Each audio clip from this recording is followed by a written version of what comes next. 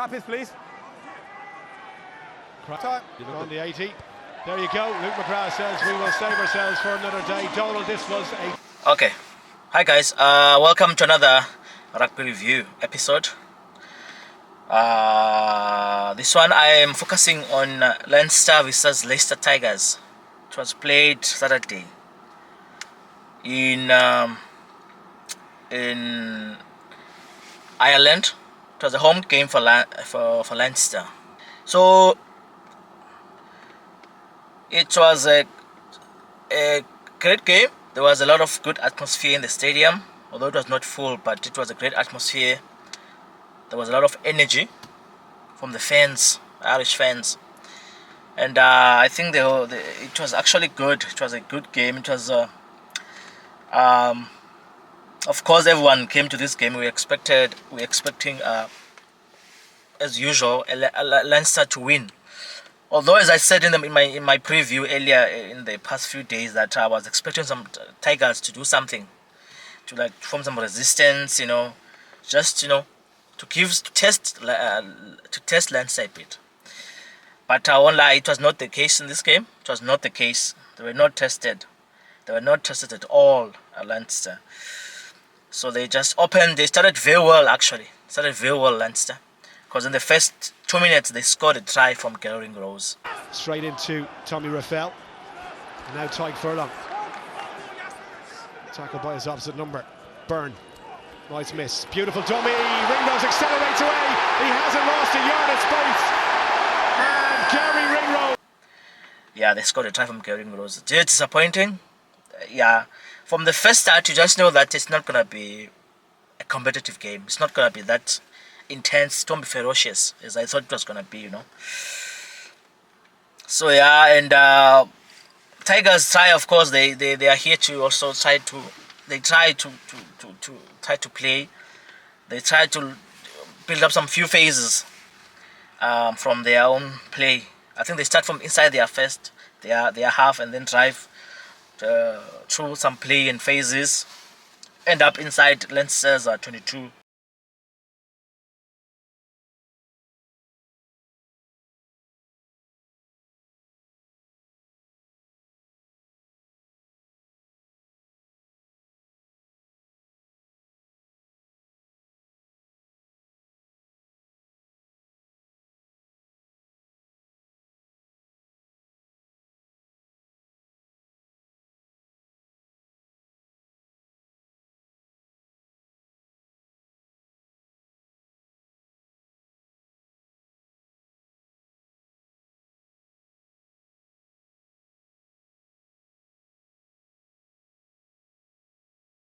And Henry Pollard steps up to slot in the 3 points for the Tigers.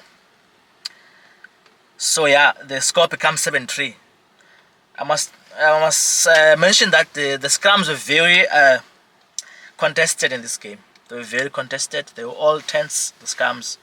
The front rows from the respective teams were testing each other a lot in the scrums. Yeah, let's see how he gets on in the scrum here against Alala. Still no sign of Tyke Furlong, but I imagine he will be back as soon as he gets the blood injury fixed up. Leinster trying to shove here. It's gone in on Andrew Porter's side and he pops up. Advantage! But the advantage to the Tiger. Leicester were surprised just how competitive James Cronin has been, but he's always had that. I remember him coming in as a young sub-academy player in Munster. He always had that bit of a dog in him. Number 3, legs over extended and straight down. So the home team Leinster found themselves inside Tigers half on another play, and after a few plays, and they managed to free Gary Rose to go all the way and score another try for Leinster. Let's see how the scrum goes here. Tigers got the first penalty. Since then, Leinster looked a lot more comfortable. Taken to the game line. Beautiful. Look at the dummy again. Jimmy O'Brien to Ringrose. Second try for the outside centre. That is... So yeah, again, there's no resistance really. If someone said there's resistance from Tigers, I'm not really convinced that there was a resistance here. Because it was so easy for Leinster to score these tries. Both Gary Rose's tries were just so easy. That's punching through, opening those holes in that Tigers defense. So now the score becomes 14-3. early on in this game, 14-3, and on another play again, Leinster get a penalty in an open play, and they opt, because the penalty is just in front of the post, and they opt to kick the 3 points through Ross Byrne. Again, Tigers are not showing any hits. They were not showing any hit in this game. There were no ferocity. Yeah, they just looked like a very regular team, actually. I won't lie. Yeah, also, I'm not taking away anything from Leinster, but Tigers were disappointing, because I thought it was going to be like a very good game, this one. But so the game continues for a long period of time where there is no score. There's nothing really that happens in this game. But just before halftime, Tigers do eventually get a try from a brilliant finish from Anthony Watson on the corner there. Tap from Mike Brown, looking to go on his own, the full-back. Play on. Run away! Leinster defending the line now for the first time proper in this game. Penalty advantage, not rolling away. The Tigers looking for something to end the half and give themselves something to build on going into the break. Still there. Ball at the back with Clare, he leaves it. Liebenberg, Van Portflit, down it goes to Watson. Leicester have their first try, and it's Anthony Watson who gets it. Yeah, showing his class here, Anthony Watson. So now the score becomes 17-10, and after this try, the teams go to the sheds for the halftime. It's 17-10. So yeah, nothing much happens from Tigers' side in the first half. Leinster scored those 2 tries and that conversion, that penalty kick from Ross Byrne. Yeah, so that's what happens in the first half. Nothing major, just Leinster dominating. The game resumes in the second half, and with the home team on top again. The home team is just so energetic, which is Leinster. They find themselves inside Tigers' half, but trying to attack Tigers, but the Leinster conceded a penalty. Ross Byrne back inside, lovely hands again. Ross Byrne is surely outside the pass to Ringrose. Did well to hang on to it. Leinster still have it now. Andrew Porter inside Leicester's 22. Options left and right. Open side they go. Here's Maloney. Good strong carry from the second row. The pick again. Straight away on his shoulder. Ball there. Scott Penny at the back. Leicester and James Cronin told to leave it. Neck roll. Penalty. Neck roll. So there's no score from this early attempt at scoring from Leinster. So around 50th, 57th minute, 55 minute into the game, and Leinster number 7, Doris, gets a yellow card from the ref from a high hit on one of the Tigers players, and is said to be sent off for 10 minutes. Okay. So here I give the freeze on impact now.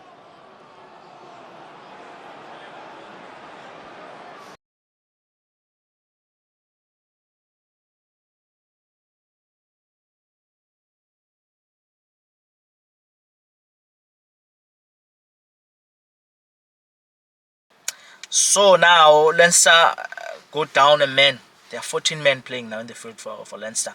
So I'm having some hope that, okay, maybe Tigers can now start to do something, because the score is 17-10. You know, we can another try from Tigers, the score will be level, and they have an extra man advantage. But not really, guys. That doesn't happen, because immediately there is a scrum after this yellow card, and Tigers concede a scrum penalty from 7 forwards of Leinster. Disappointing, and Leinster obviously go for the option of kicking for the 3 points. So Ross Byrne slots it over, and the score now becomes Leinster 20 and Tigers 10. It's the body energy of Tigers after this yellow card from Leinster is not promising. They don't look like a team that really wants to do something with a man advantage, with an extra man advantage. They don't look like a team that really is coming here to cause some problems for this Leinster side. So I'm disappointed actually from the Tigers. So even when I'm watching this game, I kept watching other games also, because there was nothing. There was no challenge from the Tigers. I didn't see a lot of hunger from them to win this game. I'm sorry for the Tigers, but there was no hunger in this game for them to win. So this yellow card just galvanizes Leinster, and they play better with 14 men and end up scoring a great try because it's a great try. The guy who scores is Gibson Park. So on the other side of the corner there, on the other side, close to the touchline, Gehring Rose finds some space there, and he breaks in the space, and there are 3 guys supporting him. There's 1 guy on the touchline on his right, then there are 2 guys on the inside. So he just shows Gehring Rose his composure here and his sharpness to pass the guy to the right, to pass the ball to the right guy, who is Gibson Park. And Gibson Park goes on to score this beautiful try for Leinster. Burn again, Henshaw, Ringrose, Gary Ringrose.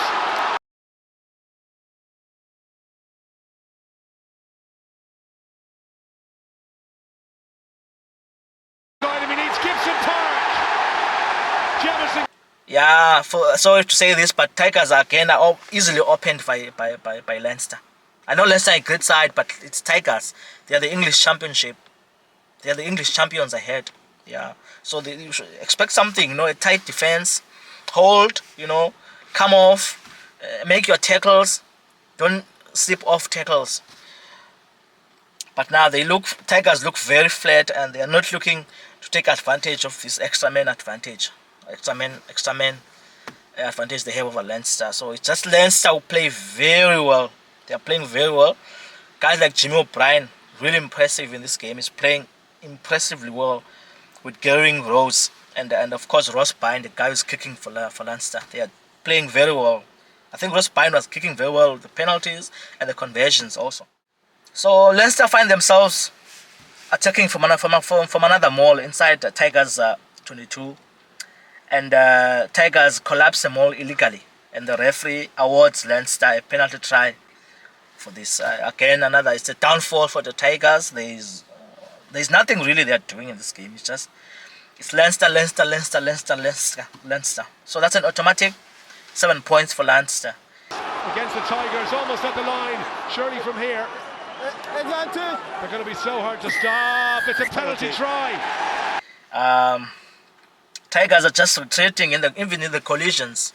They're not doing anything. They're just being pushed back by Leinster. In the way they play Leinster, it's just Tigers are moving. They're retreating to their try line. And again, a few minutes later, Leinster score another try.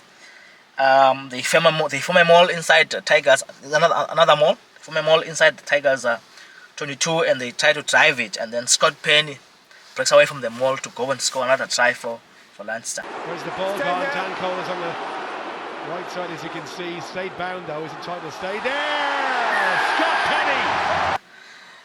Yeah, so it's